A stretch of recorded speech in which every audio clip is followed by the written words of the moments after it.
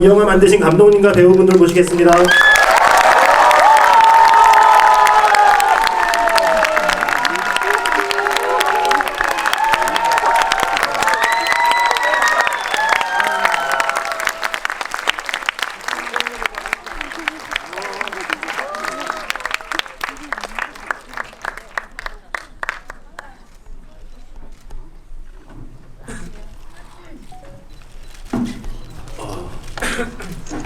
그래도 감독님이 옆에 있으니 좀 낫네요. 네, 좀 마음이 편하네요. 일단 여기 있는 우리는 오늘 선택받은 사람들이라고 생각합니다. 네. 영화가 개봉한 날 영화를 만든 감독님과 배우분들과 함께 이야기를 나누게 되었고요. 먼저 한 분씩 소개를 해주시면 될 것 같은데 가능하면 황궁아파트 동호수와 배역의 이름과 자신의 이름을 같이 말씀해 주시면 될 것 같아요. 네. 안녕하세요. 주민대표 이병헌입니다. 저는 902호에 살고 있는 모세범입니다.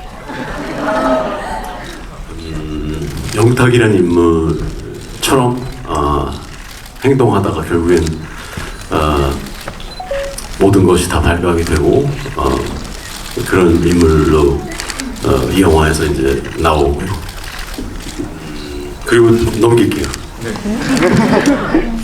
저는 602호 김민성입니다. 반갑습니다. 네, 602호에서 김민성과 같이 살고 있는 명화입니다. 네, 본여회장 몇 호에 살았는지 기억 안 나는 김선현입니다. 네, 해운역의 박지유입니다. 반갑습니다. 문제의 809 독인 역할 연기한 김도윤입니다.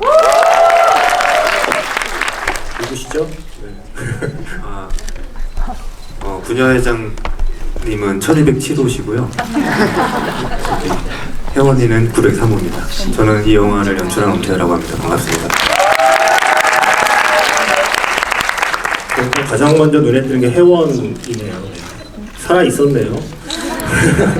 제가 헐리우드 영화 너무 많이 만나봐요. 혹시나 쿠키 영상에 마지막 손가락이 까딱하는 게 나오지 않을까 그런 상상을 할 정도로 그렇게 마지막을 보내게 될 줄은 사실 몰랐어요. 그래서 지금 이 자리에 자신을 던져버린 사람과 그렇게 던지라고 시킨 사람이 앉아있으니까 한마디 할 수 있는 기회를 드리겠습니다. 두 분께. 아니 저는 마지막에 노래를 불렀기 때문에 전혀 드릴 말씀이 없습니다. 그것만으로 충분합니다. 네.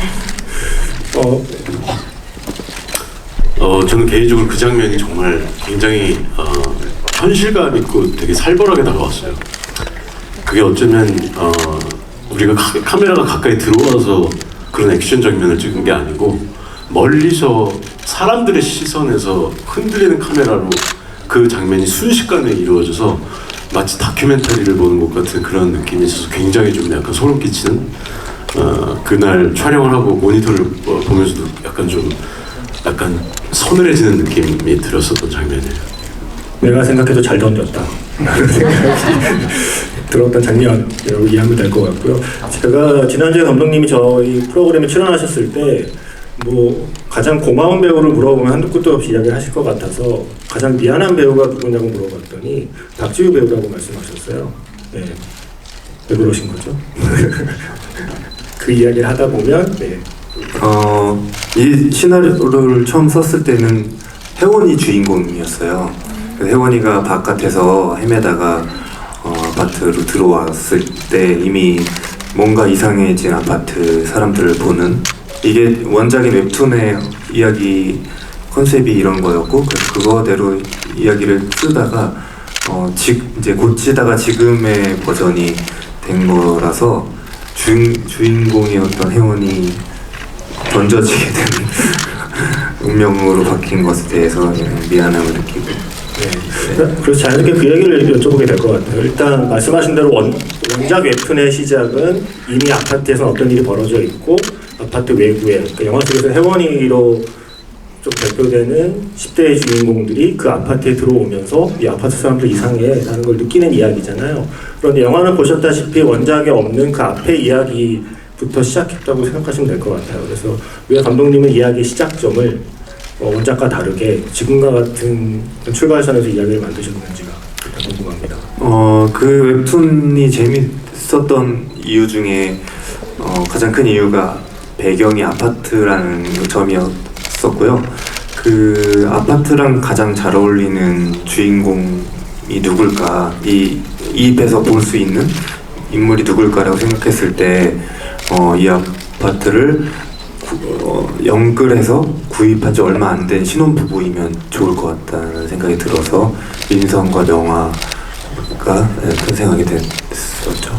그럼 제일 먼저 일단 떠올린 캐릭터는 민성과 명화, 그리고 이제 김영탁이라는 캐릭터가 이제 중요하게 등장하게 되는 거죠. 근데 김명탁이라는 캐릭터는 원래 원작에도 있는 주민대표 캐릭터였기 때문에 새로 이렇게 창조한 캐릭터는 아니고 원작에서 가져온 캐릭터. 근데 원작의 캐릭터에 비하면 훨씬 더 입체적인 캐릭터로 사실 영화에서 묘사가 됐어요.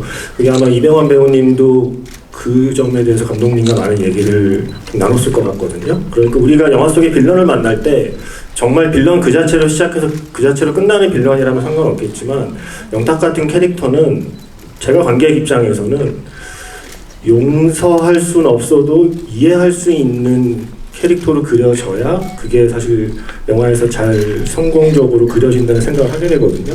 그래서 영탁이라는 캐릭터를 어떤 식으로 관객에게 보여지기를 원했는지, 그래서 그 좀 과정이 좀 궁금해요. 네. 어쩌면 이 영화의 장점 중에 하나라고 생각하는 게 영화에 나오는 모든 캐릭터들의 그 관객들이 감정이입이 가능한 그런 인물들의 모임이었으면 좋겠다 하는, 저는 그냥 배우로서 그런 생각이 들었어요. 처음부터 빌런의 느낌이 강하면 그 인물의 감정이입이 전혀 되기 힘드니까 일반 그냥 우리가 흔히 볼 수 있는 그런 여러 가지 유형들의 사람들이 과연 이런 상황들이 닥쳤을 때 어떻게 변하고 또 어떤 마음을 갖게 되고 또 어떤 결정을 하게 되는지, 이런 것들이 점점 시간이 지나면서 보여지고 그 변화들, 이런 것들이 보여주면 좋겠다 그런 생각이 막연하게 들었었어요, 저는. 네. 아마도 앞으로 이제 배우분들께 공통 질문이 될 것 같기도 한데, 시나리오를 보시고 연기를 준비하면서 그래도 내 장면 중에 이게 제일 좀 걱정이다, 이걸 내가 잘할 수 있을까 걱정되는 장면이다라고 생각했던 게 좀 대표적인 게 어떤 게 있는지가 궁금하고요. 또 하나는 영화에 참여한 스텝이면서 배우잖아요. 시나리오를 보면서 아니면 영화 촬영하면서 이게 나중에 어떻게 나올지 되게 궁금하다, 되게 기대가 된다 했던 장면은 어떤 게 있는지, 그 두 가지를 좀 여쭙고 싶어요. 일단 영탁의 캐릭터에 있어서 이 장면 내가 어떻게 해야 될지 제일 걱정했던 장면은 어떤 장면일까요?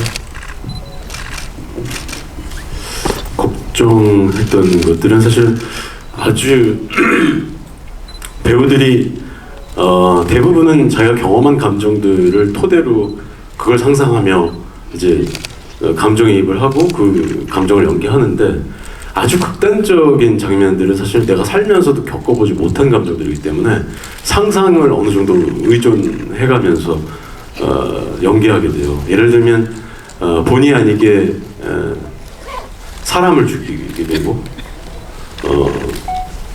또 막 그 회원을 던지자마자 막 대사하면서 헛구역질하면서 대사하잖아요.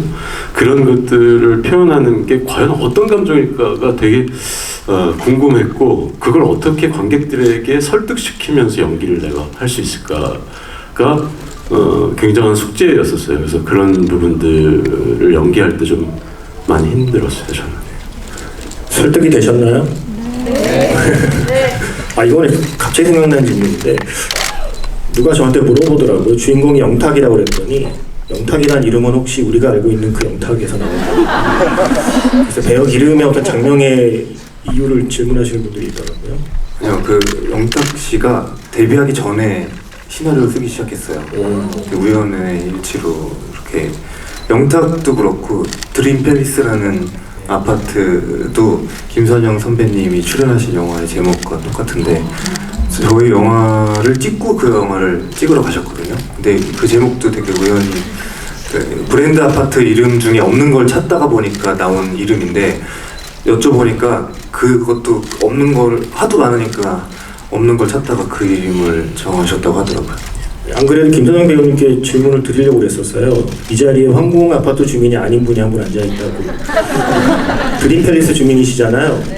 여러분 아마 안 보신 분도 있겠지만 한 2달 전쯤에 드림팰리스라는 영화가 개봉을 했었고 그 영화에도 아파트가 중요한 배경이고 거기에 김선영 배우께서 주연을 맡으셨거든요. 그래서 어떻게 하다 보니 연이어 아파트라는 공간이 하나의 주인공처럼 다뤄지는 영화에 출연을 하신 소감을 여쭤봐도 될까요? 들어오고 있는 작품 중에서도 지금 부녀회장이 들어오고 있어가지고 아파트랑 굉장히 연관이네요. 뭐라고요 질문이? 질문이 뭐였죠? 그래서 어쩌다 보니 드림팰리스와 네. 콘크리트 유토피아라는 일종의 아파트가 또 하나의 주인공인 영화에 출연하시게 네. 되셔서 아파트라는 공간을 좀 어떻게 좀 바라보게 되셨는지가 좀 궁금했어요. 배우로서 네네네. 이런 이야기들을 좀 네. 연기하면서. 저는 이렇게 딱히 뭐 어떤 거에 대해서 이렇게 관심 없는 거 생각을 안 해가지고 특별히 생각을 안 했던 것 같고 그 질문에 이제 생각나는 말이 그 감독님이 아파트라는 그 공간에서 일어나는 이 그 뭐라 그랬지? 호러를 했나 아까? 뭐라 그랬지? 아까 나랑 잠깐 오전에 얘기했던 다시 여쭤보고 제가 감독님 어디 정신 좀 차립시다. 저 술 안 먹었고요. 하여튼 뭐 아파트라는 공간에서 많은 일들이 일어나죠. 그래서 많은 얘기들이 지금 만들어지고 있고 그리고 무궁무진한 것 같아요. 네, 그렇습니다. 네. 그 박찬욱 감독님하고 GV 하셨잖아요. 박찬욱 감독님께서 김선영 배우님 연기에 대해서 말씀을 하셨어요. 그 나중에 아들이 그렇게 되고 나서 그 아들을 맞이하는 그 엄마의 연기에 대해서 아마 영화를 만드는 배우나 감독이나 고민이 많았을 것 같다. 이때 연기 톤을 어떻게 해야 좋을지, 오히려 약간 억누르는 연기를 하는 게 좋을지, 아니면 지금처럼 이렇게 울부짖는 연기가 좋을지에 대한 고민이 있었을 것 같고, 지금처럼 어쩜 울부짖는 연기가 어떤 의미에서는 상투적인 연기라고 생각할 수도 있는데, 김선영 배우의 연기를 보면 상투라는 말을 입에 담을 수 없는 어떤 경지에 이른 연기라고 생각한다라는 말씀을 박찬욱 감독께서 하셨더라고요. 그래서 그 장면에 대한 그 배우님 얘기를 좀 듣고 싶었어요. 그 장면의 연기를 준비하셨던 과정과 네, 저도 봤어요. 정말 그렇게 생각해 주시니까 꼭 좀 캐스팅 해주셨으면 좋겠고요. 저는 그 장면을 뭐 이렇게 어떤 연기를 할 때 준비를 하고 그러지는 않는 것 같고요. 그냥 한 번 읽고 대본도 잘 안 보고 그냥 뭐 거기에 던져졌을 때 내가 그 상황에 어떻게 던져질 수 있느냐, 미래를 예측할 수 없이 그 상태가 되는 게 중요한 것 같아요. 그러니까 어떤 생각을 뭐 어떤 디자인을 한다거나 연기에 대해서 저는 그러지는 않았던 것 같아요. 네네. 기억나는 건 서준 씨 눈이 기억이 나요. 내가 막 주변을 돌려보면서 어떻게 된 거냐 하는데 공포에 휩싸인 눈으로 저렇게 보고 있는데 막 여기를 붙잡고 흔들었거든요. 네, 근데 너무 불쌍. 저도 그때 기억이 너무 나는데 확실히 선배님이 상황에 던진다고 느꼈던 게 제가 이제 지역이를 이렇게 업고 이렇게 내리는데 전 사실 제가 그렇게 맞을 줄 몰랐어요. 근데 이게 한 3테이크 정도 같죠 아마? 2테이크? 근데 여기를 엄청 세게 맞아가지고 나도 지금 힘든 상태를 표현해야 되는데 자꾸 아픔이 들어오는 거예요. 그래가지고 자꾸 자의식이 들어와서 맞은 걸로 치면 저한테 제 앞에서 얘기하지 마세요. 네, 근데 그 이후에 더 세게 맞으셔가지고 맞은 거는 이병헌 배우께서도 할 말이 많으시잖아요. 그러니까 저는 그때 그런 생각을 했어요. 정말 김선영이라는 배우가 메소드 연기를 하는구나. 정말 깜짝 놀랐어요. 보통 그럴 때 때리는 척을 하는 연기를 많이 하지 않나요? 네, 감독님이 디렉션을 안 주셨어요. 그러니까 저희들끼리는 진짜로 때려야 되는 줄 알고 선영 씨는 저한테 계속 저 때려야 되는데 어떻게 하죠 계속 이렇게 하시고 저 괜찮다고 그냥 한 테이크에 가자고 막 계속 이렇게 하고 감독님은 그걸 계속 들으면서 안 때려도 되는데 그래서 즐기셨나 봐요. 감독님은 무슨 마음이셨습니까? 연기는 배우의 것이라는 마음으로 가만히 계신 건가요? 죽을 죄를 졌습니다. 명화라는 캐릭터에 대해서 좀 여쭙고 싶은 게 사실 명화라는 캐릭터가 저는 되게 연기하기 힘들었을 거라는 생각이 들었어요. 왜냐하면 이게 어떤 의미에서는 김영탁이 악이라면 어쩌면 명화는 선이라고 할 수 있는 어떤 선이 좀 존재하는 건데 이게 자칫 잘못하면 어떤 관객에게는 이게 빌런이 될 수 있는 캐릭터이기도 하거든요. 아, 민성이 어쩌라는 거야. 왜냐면 많은 관객들이 어쩌면 민성의 입장에서 이 영화를 따라갈 수 있는 관객이 많다고 생각해서 자칫 잘못하면 그렇게 빌런처럼 보일 수도 있는 역할이기 때문에 명화라는 캐릭터를 어떻게 내가 관객에게 전달할지에 대한 고민이 좀 많았을 것 같다는 그런 생각을 했어요. 저는 사실 개인적으로 저희 영화 안에서는 빌런이 아무도 없다고 생각하거든요. 너무나 많은 사람들이 존재하고 또 다양한 사람들이 있고 또 그 선택의 기로에서 어떤 선택을 하고 그 또 선택에 또 어떤 다음에 또 선택을 하냐의 그 결과들이 쌓여서 또 다양한 결과물들이 나온다고 생각을 했기 때문에 명화는 저는 분명히 존재할 수 있는 친구고 또 존재해야만 하는 친구라고 생각했어요. 그리고 명화를 이해하고 응원해 주시는 분들도 저는 분명히 꽤 있다고 생각합니다.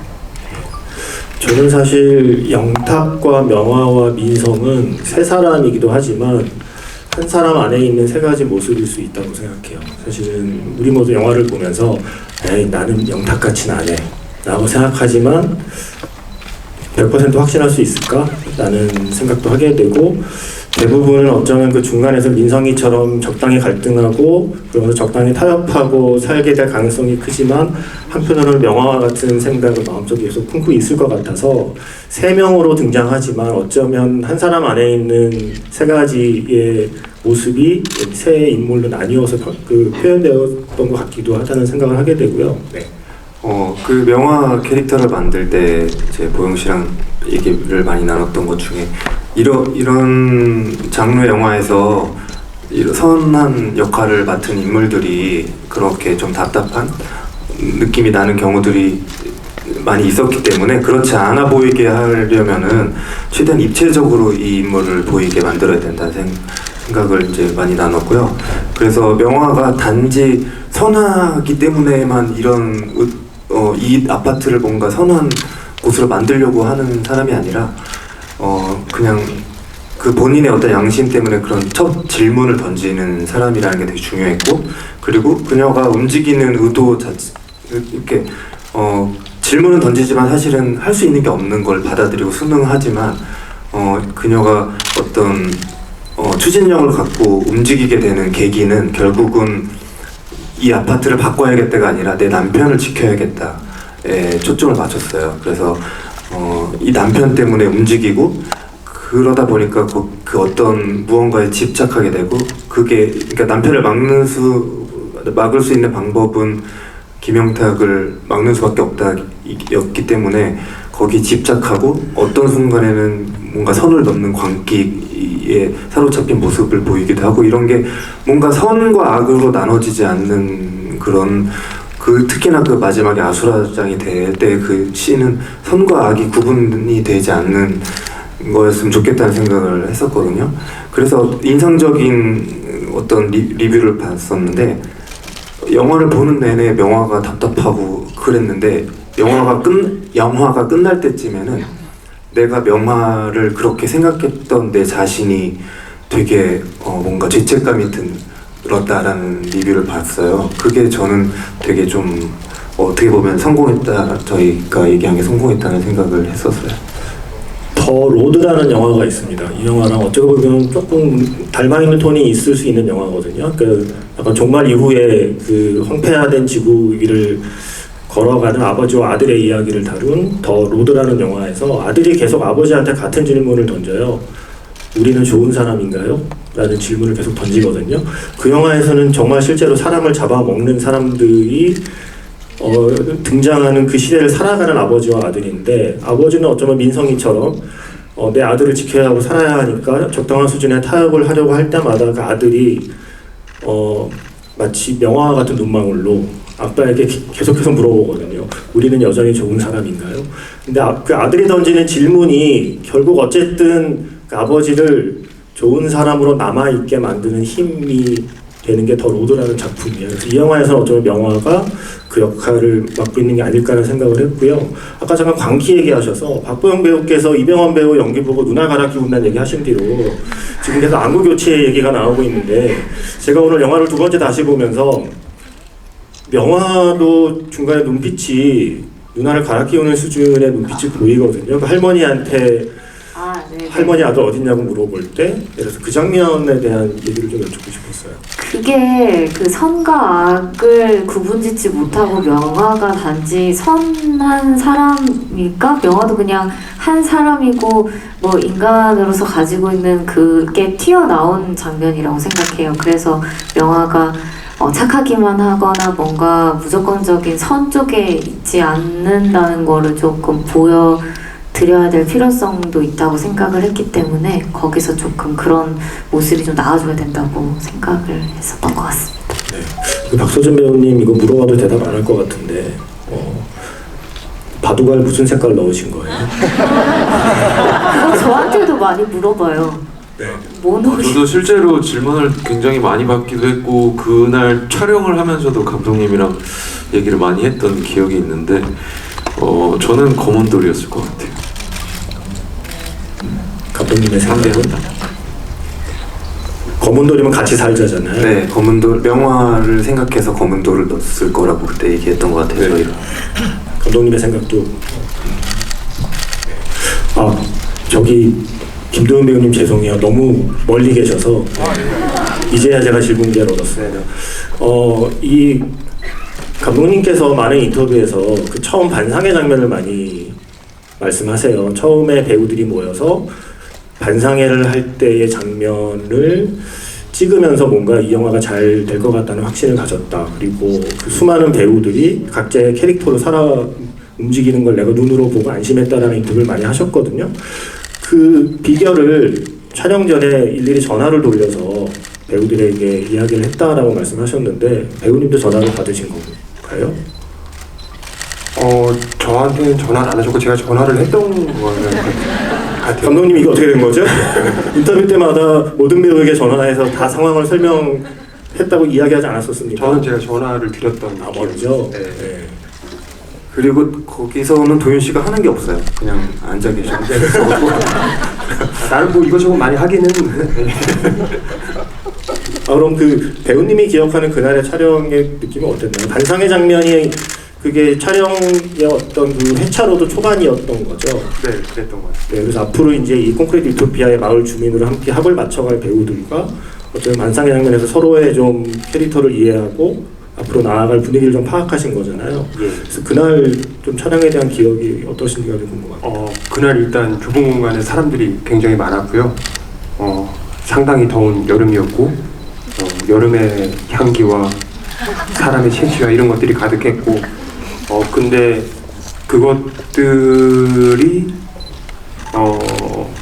오히려 이 주변 사람들을 느끼기에 좀 도움이 됐었다라고 하면 이게 좀 말이 불편할 수 있는데 아무튼 정말 거기 그 장면에 등장하는 모든 배우분들이 각자만의 사연을 가지고 연기를 하고 있다라는 거를 느꼈어요. 왜냐면 그 보통 연기 톤이라고 하는 것들이 있고 그런 것들이 있는데 그것들이 개개인이 다 달랐다라고 저는 생각이 들었거든요.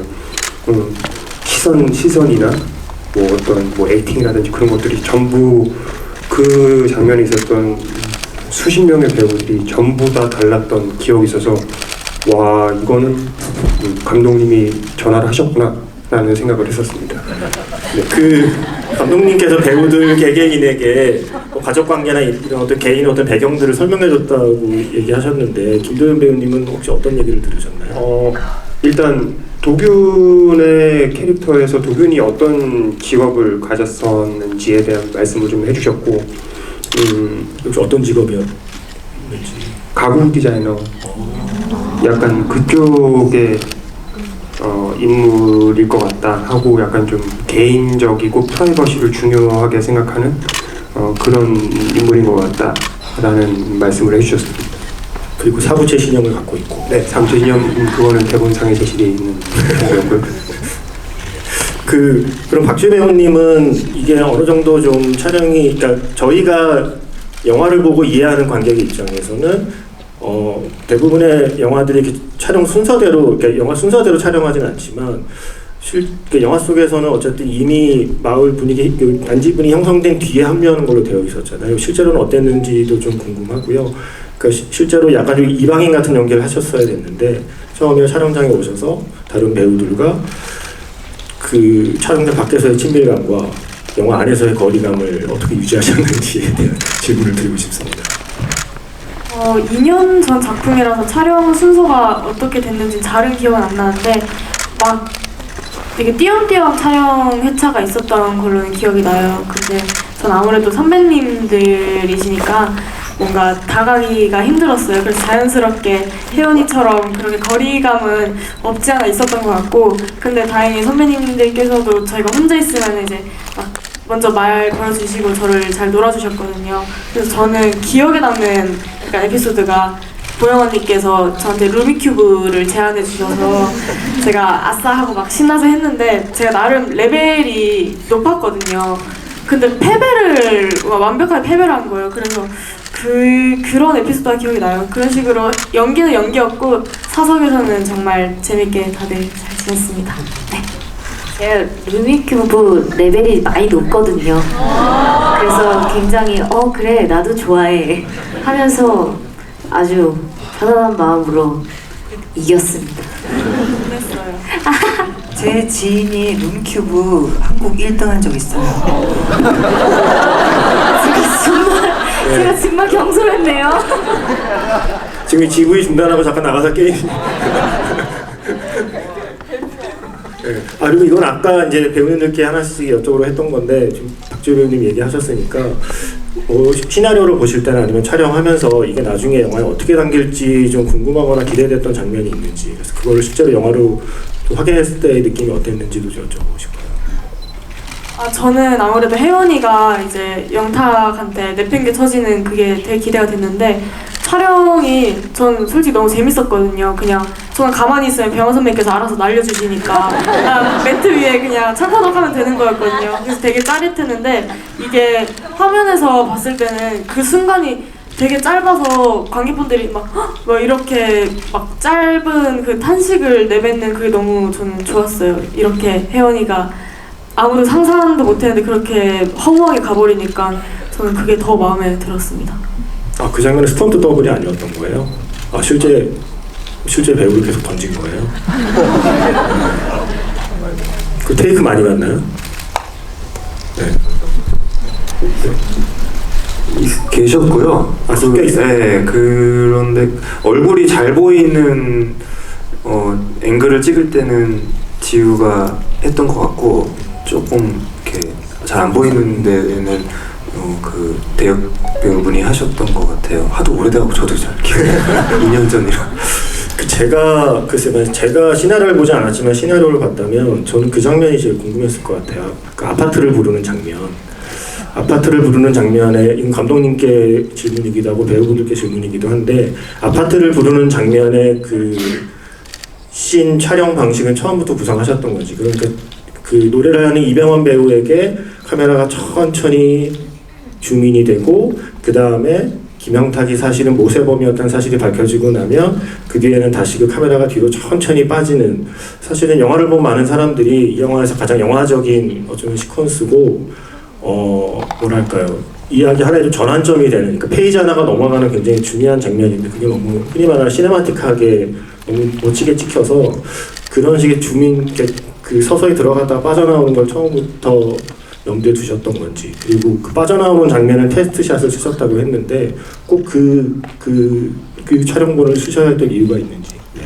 네, 저는 막 현장에서 즉흥적으로 뭔가를 만들고 이런 게 좀 그렇게 즉흥성이 좋은 편이 아니어서 계획을 완벽하게 해놓고 그대로 찍는 타입이기 때문에 그건 처음부터 계획이 그렇게 돼 있었어요. 근데 그렇게 계획을 하지만 저희가 카메라를 2대를 썼기 때문에 A캠으로 그 장면을 찍으면서 보통은 B캠으로 다른 앵글들을 찍곤 하거든요. 그리고 뭐 예를 들면 B캠으로 그걸 보고 있는 민성 명화를 찍을 수도 있고 뭐 이런 식으로 하는데, 그때 저희가 ATM을 세팅하고 이렇게 약간 테스트를 했을 때 그 B캠이 필요 없을 거라는 생각이 딱 들었어요. 그만큼 뭔가 흡입력이 좋고 선배님도 워낙 그 흡입력 있게 연기를 해주셔갖고 그게 에너지가 더 좋을 것 같다는 확신이 들었고, 그리고 빠지는 이제 그 컷은 테스트하고 한 3테이크 정도 갔던 것 같아요. 근데 테스트할 때 카메라가 이렇게 테스트다 보니까 뭔가 세팅이 제대로 안 돼 있었는지 뭔지 모르겠지만 이렇게 빠질 때 카메라가 이렇게 흔들렸거든요. 그러고 나서 이것도 나쁘지 않네 정도로 하고 넘어갔었는데 나중에 편집할 때 이거를 그냥 붙여보니까 그 전신의 지진 장면이랑 너무 기가 막히게 붙는 거예요. 그리고 거기 뒤에서 춤추고 계신 모든 배우분들이 그때는 리허설이라는 생각 때문이었는지 좀 더 릴렉스하게 춤을 추셨어요. 그러고 나서 그 다음 테이크부터는 조금 더 열심히 추셨거든요. 근데 그 릴렉스한 느낌이 너무 좋아갖고 그 테이크를 쓰게 됐죠. 릴렉스한 춤을 추셨던 분이 김선영 배우님과 박서준 배우님이 그 영탁의 뒤에서 릴렉스한 춤을 추고 계셨던 걸로 기억이 나거든요. 예. 그 장면에 대한 기억을 저는 본인의 춤에 만족하십니까? 제가 그 댄스에 별로 이렇게 자신이 있는 스타일은 아닌데 저는 이제 제 입장에서는 어쨌든 그 상황에서 명화 눈치도 보이고 이 주민들 눈치도 보이고 이 공무원은 회식을 해봤을까? 뭐 이런 생각도 한번 해보고 그런 상황을 겪어본 적이 있었을까?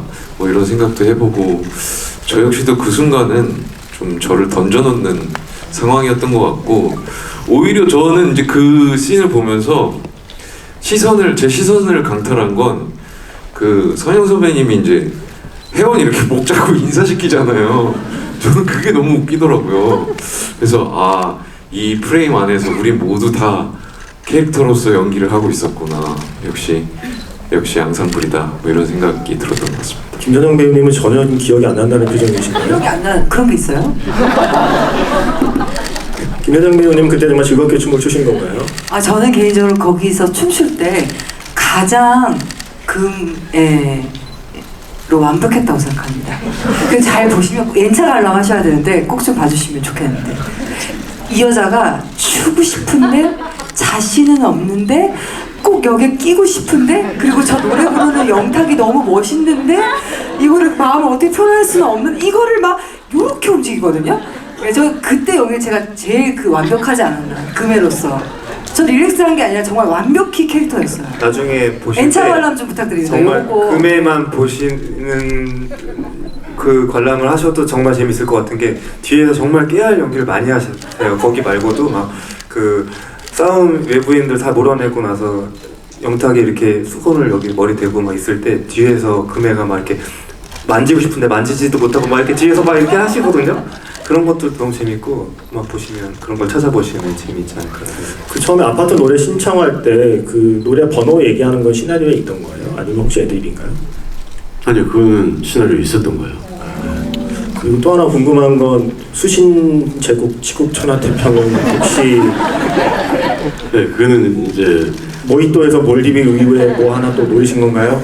아니 원래도 이제 말하다가 보면 왜 또 그 나이의 사람들은 뭘 잊어버리기도 하고 사실은 뭐 자기가 정확하게 아는 한자 성어도 아닌데 그냥 뭐 이렇게 그런 얘기 있잖아 하면서 이렇게 얼버무리는 씬이었는데 약간 제가 생각하기에 약간 과연 여기서 의도대로 좀 터져줄까 혹은 사람들이 재밌어할까 이렇게 약간 의심스러운 부분이 좀 있어서 현장에서 그거는 좀 약간 제가 좀 약간 애드립을 살짝 넣었죠.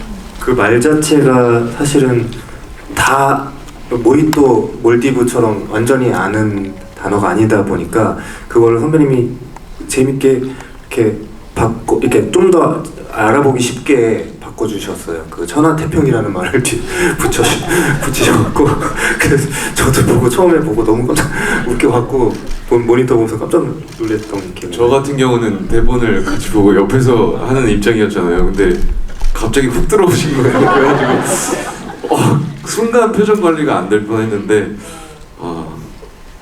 네, 너무 재밌었어요. 그때 촬영할 때는. 그리고 사실 우리가 영화를 보면 이렇게 사실 많은 배역이 등장하는 영화를 보다 보면 뭐 자연스럽게 주인공을 중심으로 이렇게 영화를 보지만 그러니까 어떤 영화가 정말 잘 만들었다 아니다를 판단하는 것 중에 하나는 그 흔히 말하는 그냥 서 있는 배우가 없다고 느낄 때가 사실은 그런 느낌을 좀 갖는 것 같아요. 어떤 배우들이 저마다 자기 역할을 최선을 다하고 있구나가 사실 화면에서 느껴질 때가 그 느낌을 받거든요. 감독님께서 실제로 그러니까 이제 군중씬 같은 거 찍을 때요, 우리가 보통 엉키고 이러면 대충 여기와 여기 그냥 와서 싸우세요, 레디 액션 할 것 같지만 그건 아니잖아요. 그래서 실제로 그 어떤 군중씬의 동선 같은 거 되게 신경 쓰였다고 들었거든요. 그래서 그 군중씬 연출에 대한 이야기를 좀 듣고 싶어요. 그게 사실은 되게 위험할 수도 있어서 안전도 신경 써야 되면서 감독님이 원하는 그림이 나와야 되는 거잖아요. 그 디테일한 동선까지는 이제 제가 다 정한 건 아니고 무술 감독님께서 이제 하신 거고, 저는 이제 컨셉으로 말씀을 드렸어요. 그러니까 여기 있는 주민들이 한 번도 제대로 싸워본 적 없는 사람들이 뭔가 생존을 위해서 싸우는 그런 개싸움 같은 느낌이 났으면 좋겠다. 절대 뭔가 합을 맞춘 것 같은 느낌이 나지 않았으면 좋겠다는 이제 제안을 드렸었고, 이게 초반에는 그래서 이렇게 밀고 미는 정도의 액션인데 그때 이제 처음으로 빡 하고 머리를 맞을 때 그때 처음으로 타격을 받는 느낌이 좀 더 임팩트 있게 들어왔으면 좋겠다. 이 정도의 제안을 드렸었던 기억이 나요. 그리고 영화 속의 김도현 배우님 말투는 배우님 설정인가 아니면 감독님의 주문이었나요? 약간 사투리 톤이 좀 있었던 것 같거든요. 그거는 이제 영화 저희가 준비하는 과정에서 감독님이랑 이렇게 이런저런 얘기를 하다가 감독님이 제안을 먼저 하셨는지 아니 제가 제안을 했는지 모르겠는데, 아무튼 사투리를 쓰면은 좀 이 인물이 조금 더 날카로워 보이거나 아니면 약간 좀 예민해 보이거나 이런 부분들이 좀 살 수 있을 것 같다라는 말이 나왔었고, 그러다 보니까 이제 사투리를 쓰게 됐었는데 사실 좀 어려웠던 것 같아요. 그러니까 이게 완전한 경상도 사투리가 아니고, 감독님과 얘기했던 거는 경상도 출신이긴 하지만 서울에 올라온 지 꽤 돼서 이제 서울말과 약간 좀 섞여 있는 그런 정도의 톤을 이제 얘기가 돼가지고 그 부분이 좀 쉽지 않았던 것 같습니다. 네. 근데 그 부모님 말투였다는 게 맞나요? 예, 부모님이 이제 경북 안동 출신이신데, 부모님이 이제 한 번씩 두 분이서 대화를 하실 때 주변 분들이 오해 아닌 오해를 두 분이 싸우시는 건가? 이렇게 오해하실 때가 있더라고요. 그래서 분명 두 분은 일상대화를 하는 걸 저는 알고 있는데 사람들이 저렇게 오해하는 거는 그 말투에서 오는 어떤 오해가 있다라는 생각이 들었고, 도균 캐릭터도 어쨌든 얘가 이제 사람들을 도와주고 이런 행동들을 하는 게 도균 캐릭터의 중요한 임무였기 때문에 이거에 대한 정보를 최대한 감추고 힌트를 좀 감추기 위해서 얘가 오히려 더 날카롭고 예민하고 약간 말투에 날이 서 있는 것 같은 그런 느낌들이 들어가면은 약간의 뭐 반전이라든지 아니면 좀 관객들이 예측할 수 없는 포인트가 되지 않을까라는 생각이었던 것 같습니다. 네. 이게 행사 이름이 관객과의 대화잖아요. 관객 앞에서의 대화가 아니라. 네. 그래서 일단은 제가 할 수 있는 수준 내에서 여러분들도 혹시 궁금하실 만한 게 있을까 싶어서 제가 먼저 질문을 드렸었고요. 이제 관객분들께 질문을 드릴 텐데, 제가 아까 부탁드린 거 까먹지 않으셨죠? 수신 질문 천하태평. 질문만 잘해주시면 모든 지구가 천하태평합니다. 그래서 영화와 관련된 궁금함이 있으신 분들은 손을 들어주시면 기회를 드리겠습니다. 잠깐만요. 그래, 예, 정 가운데에 계셔서 눈에 띄었습니다. 객석으로 마이크 넘어가나요? 마이크 없나요? 여기 앞에서 A, B, C, D열 가운데. 네, 맞습니다.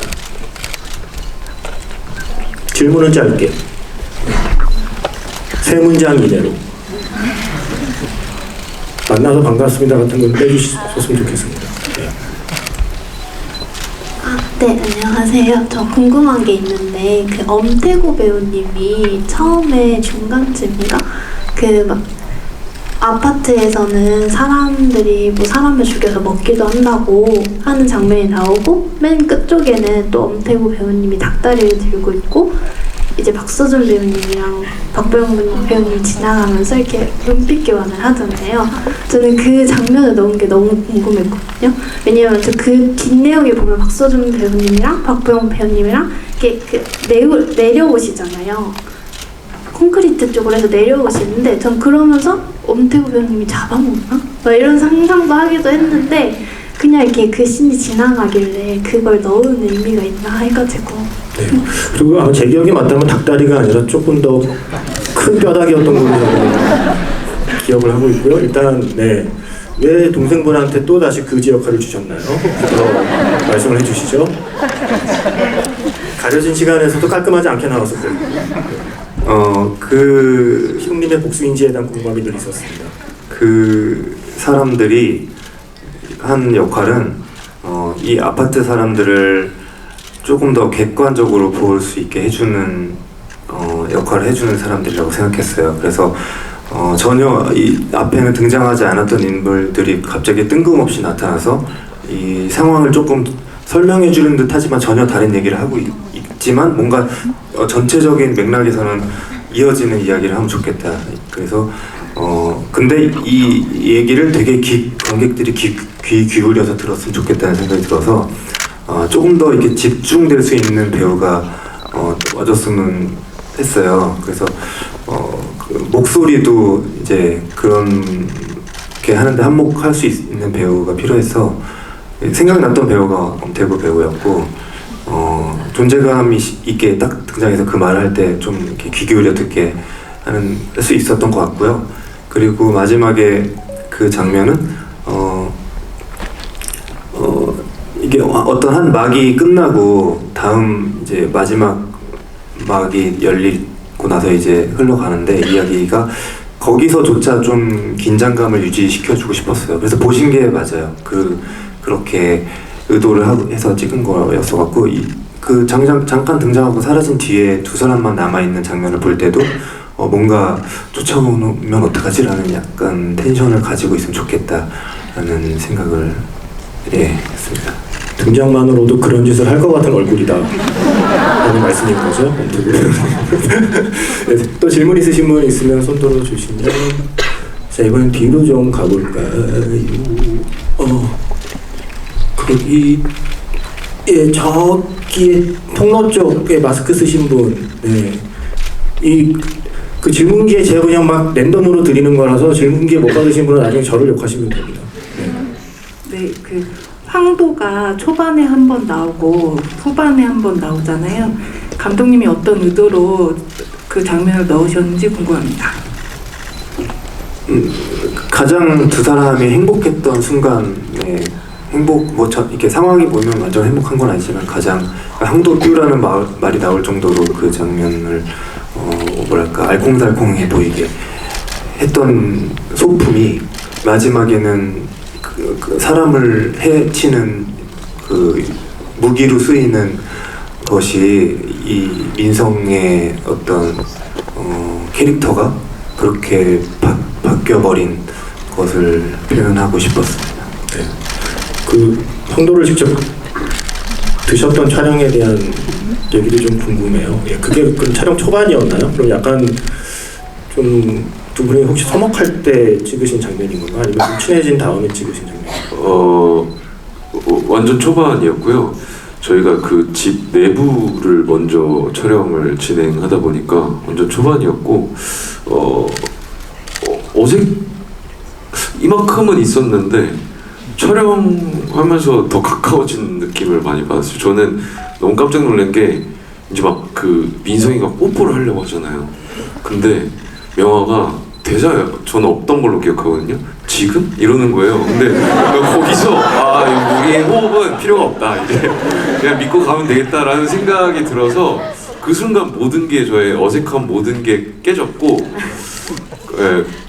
너무 말씀하세요. 가까워지는데 문을 안 여시는 거예요. 하지만 우리 약속된 건 다음에 전에 안 딱 되기 때문에 금방 가까워질 것 같은데 너무 다음에 안 되는데 사고 나는데 그래서 뭔가 할 수 있는 법한 그게 그냥 저도 모르게 튀어나왔어요. 이렇게 생각하지 않고 그냥 근데 또 보시니까 뭐 되게 이렇게 싹 잘 이렇게 하시더라고요. 이렇게 해가지고 볼을 한 손가락 주고받고를 잘했다는 네, 정도로만 네. 이해해 주시면 될 것 같고요. 처음부터 네, 너무 잘 호흡이 맞았던 것 같아요. 덧붙여서 하나만 더 말씀드리고 싶은 게 저는 그 황도 찍을 때 이제 황도 먹는 장면을 찍을 때 그 모든 어색함이 풀리고 되게 편해졌어요. 근데 마지막에 그 황도 캔을 잡고 사람을 거의 죽이다시피 때릴 때 너무 슬프더라고요. 이 캐릭터가 너무 의도치 않게 아픈 사람으로 변해가는 것 같아서 그래서 거기서 그 장면을 찍을 때도 좀 마음이 안 좋았던 것 같아요, 개인적으로. 네. 자, 또 질문 있으신 분 있으면 자, 아유, 왜 이렇게 눈이 부시냐. 네. 일단 사이드에 예, 그냥 제가 잘 안 보여서 손 흔드는 분을 기회를 드릴게요. 예. 그래도 우리 세 분여서 여자분이네요. 다음번에 남자분 기회 드리겠습니다. 예. 명화가 간호사잖아요. 근데 나중에 죽기 전에 그 칼을 맞고 나서 왜 치료를 안 하는지 전 그게 되게 궁금해요. 다른 사람은 다 치료해주면서 왜 남편을 치료하지 않았느냐는 질문 같은 왜 그랬어요? 그러니까 일단은 아파트에서는 저희가 이렇게 치료를 뭔가 할 수 있는 것들을 다 모아놔서 괜찮은데 도망가는 길이었고 모든 게 뭔가를 할 수 있는 여건과 여력이 아예 안 됐습니다. 뭔가를 구할 수 있는 상태도 아니었고 그리고 심지어 저희가 외부인한테 막 좀 쫓기고 있는 상황이었기 때문에 그걸 미처 도망갈 때 좀 챙겼어야 되는데 자세히 보시면 거기에 그 부동산에서 뭔가 천 조가리 같은 거를 해서 여기를 이렇게 둘러준 상태가 보여요. 근데 원래는 그 중간에 씬이 있어요. 치료해주는 씬이 있었는데 후반부의 어떤 템포감 때문에 그 장면을 좀 덜어내게 됐고 그래서 붕대가 보이니까 이제 치료를 해줬겠거니라고 이렇게 네, 그렇습니다. 네. 치료를 하긴 했답니다. 자, 다음에 자 이번에 남자분 기회 드릴게요. 안 보이네요. 예, 잠깐만. 자 이쪽으로 근데 한 번도 안 했죠.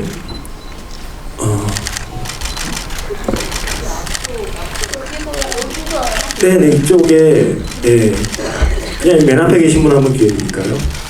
너무 예 네네 아니요 여기요. 네 맞습니다. 네. 저는 그냥 앉아서 하셔도 저는 짧게만 해주시면 돼요.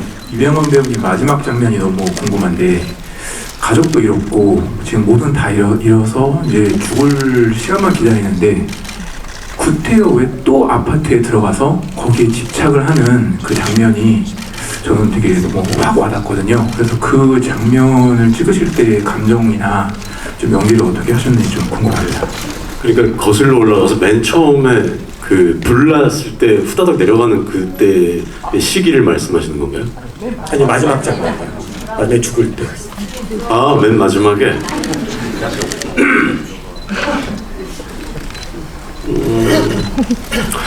뭔가 느낌이 오지 않았을까요? 그냥 내가 죽어도 내 집에서 죽고 싶은 그런 마음, 귀소 본능처럼 여기가 내가 있어야 할 곳이라는 생각은 영화 처음부터 끝까지 계속 가지고 있었을 것 같아요. 그 장면의 대사가 왜 남의 집에 신발 신고 들어오냐는 대사잖아요. 예. 박찬욱 감독님께서 이거 아마 외국 사람 이해 못할 거라는 말씀을 하셨고 엄태 감독님께서도 그 장면을 넣은 게 평소에 외국 영화 보면서 신발 신고 돌아다니는 게 굉장히 거슬렸었다는 말씀을 하셨어요. 신발 신고 침대에 올라가는 거 보면 그렇게 나 너무 싫어. 거슬리더라고요. 네 맞아요. 아 그래서 그 장면에 그 대사가 들어갔다고 합니다. 저요. 또 이쪽 저기요 맨 뒤에 한번 기회 드릴게요. 계속 앞에만 기회 드려서 저 마이크 드신 분께 제가 너무 큰 잘못을 하고 있는 것 같네요. 맨 뒤에 그 통로 쪽에 네 맞습니다. 아니요 옆에요. 네. 감독님께 질문 드리고 싶은데요. 그 살인씬하고 투표씬에서 바둑돌이 계속 나오는데 혹시 바둑돌을 일부러 넣으신 이유가 있는지 궁금합니다. 흑과 백으로 이루어진 그 바둑돌이 뭔가 이 영화가 흑과 백으로만 사람이 이루어진 게 아니라 세상이 흑과 백으로만 이루어진 게 아니라 좀 더 다양한 색을 가진 세상이 있지 않을까라는 것을 좀 아이러니하게 흑과 백으로 모든 걸 결정하는 이 아파트를 보여주고 싶었습니다. 그리고 더 백이 또 오히려 사실은 좀 선을 의미할 것 같은데 그게 백이 사람들 내보내는 결정을 하게 하는 것도 뭔가 그런 것을 뒤집어서 좀 보여주고 싶었고 그게 영탁이 살인하는 장면과도 연결된 거의 입에 넣는 것이 거의 다 백돌이거든요. 그렇게 좀 연결을 시키고 싶었습니다. 네. 또 질문 있으신 분? 네. 이거 그래도 뭐 하나 만들어 오신 분 기회 드릴게요. 여기 앞에 피켓 들고 계신 분. 네. 여기 앞입니다. 앞에서 세 번째. 네. 영화에 대한 질문을 해주시길 기대하겠습니다. 이쪽입니다. 네. 근데 그 피켓에 뭐라고 쓰신 거예요? 개봉 첫날 아침, 점심, 저녁 3번을 보고 온 고3이라고 네. 써주세요. 자, 고3이요? 킬러 문항이 없어져서 여기 올 수 있는 건가요? 그렇죠? 자, 질문해 주시면 고맙겠습니다. 감독님께 질문이 있는데 민성이가 죽고 창문에 있던 예수의 형상에서 나오는 빛이 영화의 얼굴에 비춰지는 장면이 있는데 영화가 약간 죄를 사함받고 구원을 받았다는 느낌을 받았습니다. 혹시 그 장면을 촬영하실 때 어떤 의도를 가지고 촬영을 하셨는지 궁금합니다. 박보영 배우님이 제일 궁금해하시는데요. 제가 그때 죄를 지었나요? 남편을 치료하지 않은 죄. 제가 아까 헷갈렸는데 했어요. 네. 예, 근데 그 장면 포함해서 어쨌든 이 영화에서 빛과 어둠을 표현하시는 방식에 대한 감독님의 그 얘기를 같이 좀 듣고 싶어요. 예. 전체 컬러 그 플랜을 초반부는 추위를 표현하기 위한 블루로 표현을 했고 중반부는 뭔가 물기가 빠져나간 듯한 회색 그리고 이게 점점 이 아수라장이 되어가는 상황의 어떤 레드 그리고 가장 비극적인 순간에는 그동안 없었던 모든 컬러가 다 들어와서 그 되게 비극적인 것과 되게 아름다운 여러 가지 빛이 같이 들어왔을 때 그 순간이 가장 극적이 될 거라는 생각을 했고요. 그리고 마지막에는 이 모든 추위가 좀 지나고 조금은 따뜻해지는 것 같은 옐로우로 끝나는 플랜을 가지고 갔었고요. 그 죄를 그렇게 보신 거라면 그렇게 생각하셔도 상관없을 것 같습니다. 이게 시간이 벌써 후딱 갔어요. 그래서 이제 더 질문을 받기가 힘들어졌어요. 모든 건 저의 잘못입니다. 그래서 질문 못 하신 분들은 저를 원망하시면서 돌아가시면 될 것 같고요. 사실 이게 개봉 첫날 다른 사람들은 유키즈 언더블럭으로 보는 이병헌 배우님을 여러분은 지금 현장에서 직접 보시면서 오늘 GV를 함께 하신 거고요. 그리고 오늘 질문을 보면 감독님께 질문이 굉장히 많았잖아요. 제가 GV를 다녀보면서 감독님께 궁금한 게 많다는 건 그 영화가 굉장히 영화적으로 레이어가 많다는 뜻이거든요. 그게 그냥 찍은 게 아니라 굉장히 신경 써서 여러 가지 장치를 뭐 화면이나 뭐 사운드나 음악이나 뭐 편집 미술까지 다양한 요소를 공들여서 정말 시네마틱한 작품을 만들었을 때 그때 어떤 그 화면에 담겨 있는 것 중에 내가 혹시 눈치채지 못한 게 있나라는 궁금함이 생겨서 감독님께 질문을 많이 하게 되더라고요.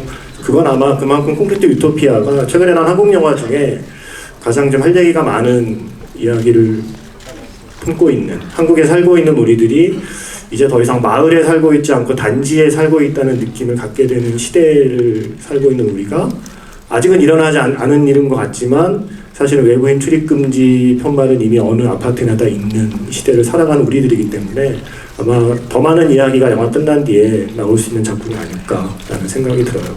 그리고 오늘 사실 이게 거의 이렇게 완전체를 지구하기가 쉽지 않아요.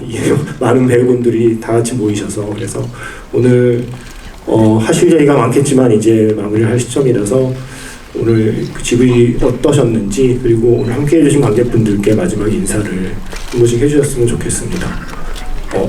그냥 순서대로 김도윤 배우님부터 부탁을 드려도 될까요? 네.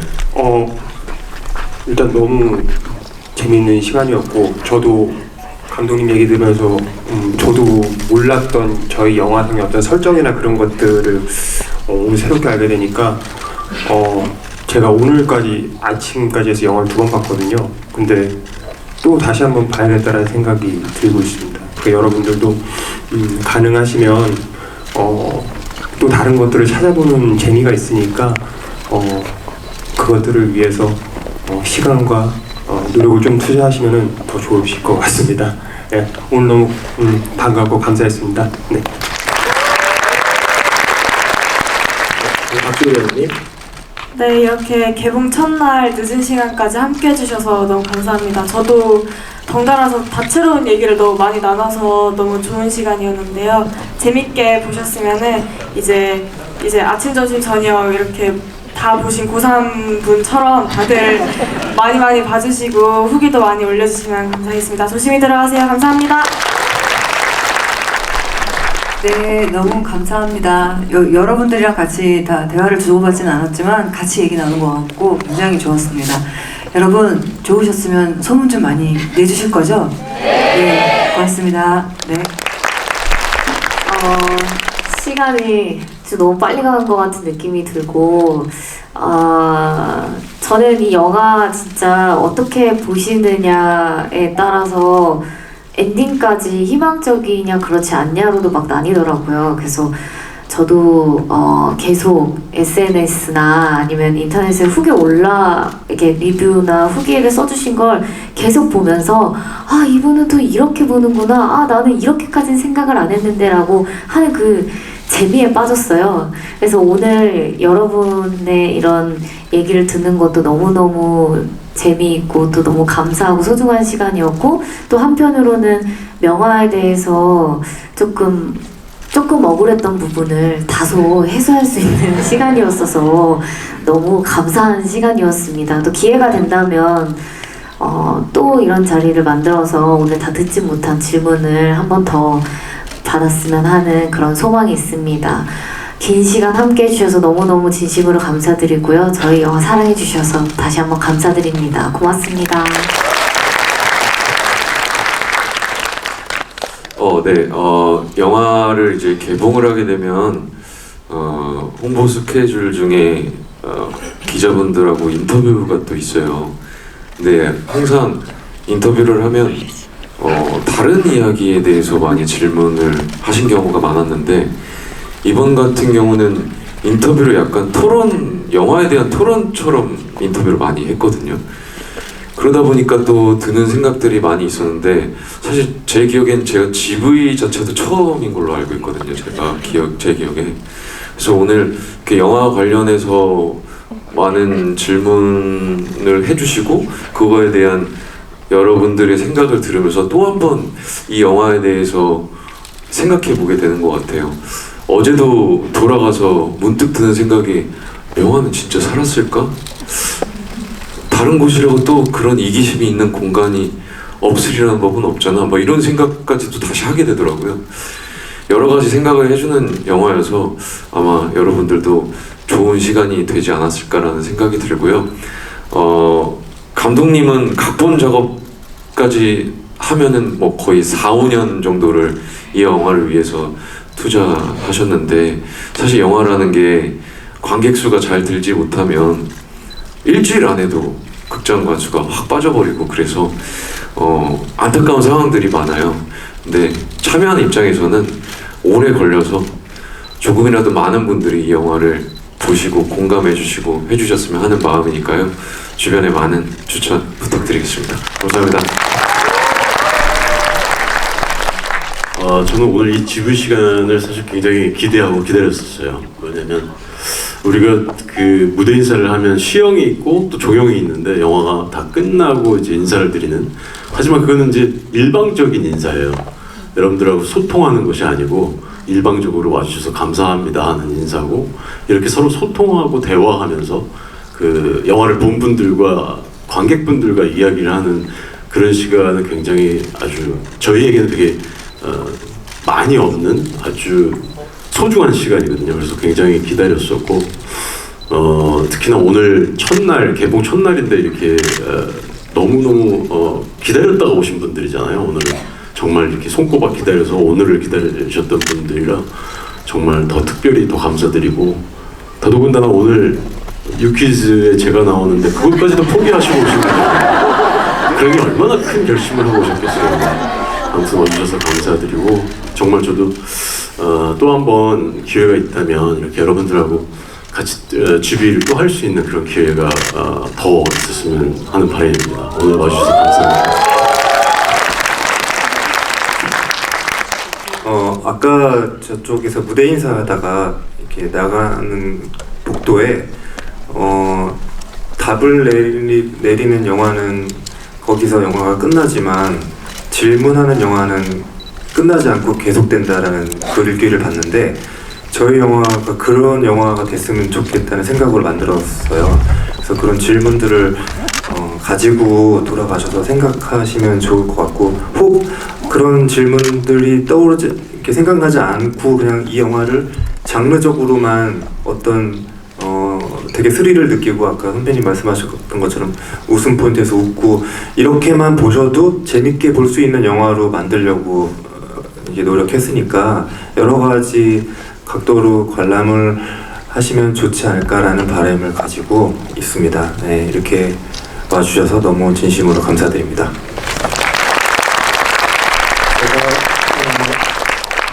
방송에서 하도 해서 저는 좀 지겹지만 처음 듣는 분들이 있을 테니 부끄럽지만 말씀드리면, 제가 가끔 그런 말씀 드리거든요. 그러니까 좋은 영화는 계속해서 그 영화 얘기를 하게 되고, 조금 더 좋은 영화는 결국 내 얘기를 하게 된다는 말씀을 가끔 드려요. 그러니까 콘크리트 유토피아는 좋은 영화이기 때문에 영화에 대한 이야기를 계속 하게 될 뿐만 아니라 제 생각에는 그보다 조금 더 좋은 영화라고 생각하거든요. 영화가 끝난 뒤에 결국 내 얘기를 하게 되는, 내 안의 영탁, 내 안의 민성, 내 안의 명화, 내 안의 금액, 그죠? 그리고 내 안의 혜원, 내 안의 도균까지 영화 속에 등장하는 캐릭터들과 나와의 접점을 찾으면서 우리가 어떤 시대를 살고 있는가에 대한 얘기를 서로 나눌 수 있는 작품이라고 생각해요. 무너지지 않은 항공이 유토피아라고 생각했지만 영화의 엔딩은 무너진 아파트에서 어떤 새로운 희망을 발견하는 걸로 끝이 납니다. 그러니까 정말 무너지지 말아야 할 것은 무엇인가에 대한 이야기를 무엇보다 아주 재미있는 방식으로 만들어낸 영화의 첫 시작을 이렇게 함께 해주셔서 진심으로 감사드리고요. 마지막으로 부탁드릴 건 인증샷을 한번 찍어보려고 해요. 여러분들께서 기꺼이 배경이 되어주신다면 배우분들이 여러분들과 함께 구호를 외치면서 인증샷을 남긴다고 합니다. 구호는 콘크리트 유토피아를 줄여서 콘유라고 하거든요. 예, 콘유는 관객의 것. 이걸 외치면서 인증샷을 찍는다고 하니까요. 배우분들은 앞으로 와주시고 여러분들은 뒤에서 최대한 재밌어 죽겠다는 표정을 지어주시면, 네.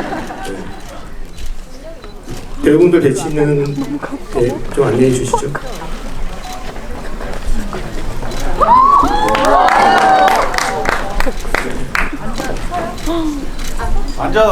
네네, 앉으셔야 될 것 같아요. 이거를 제가 외치는 것보다는 그래도 김영탁, 네. 이병헌 배우님께서 콧유는 하면 여러분이 관객의 것이라고 외치면서 무슨 동작을 취할까요? 그런 게 낫지 않나요? 네네, 아예 다 꺼주세요. 반대쪽도. 관객분들은 손을 흔들까요? 네. 아무도 내 말을 안 듣는구나. 네, 그러면 이병헌 배우님께서 콧유는 하면 여러분은 관객의 것 하고 나서 최대한 재밌는 표정을 지어주세요. 네. 자, 하나, 둘, 셋. 콘유는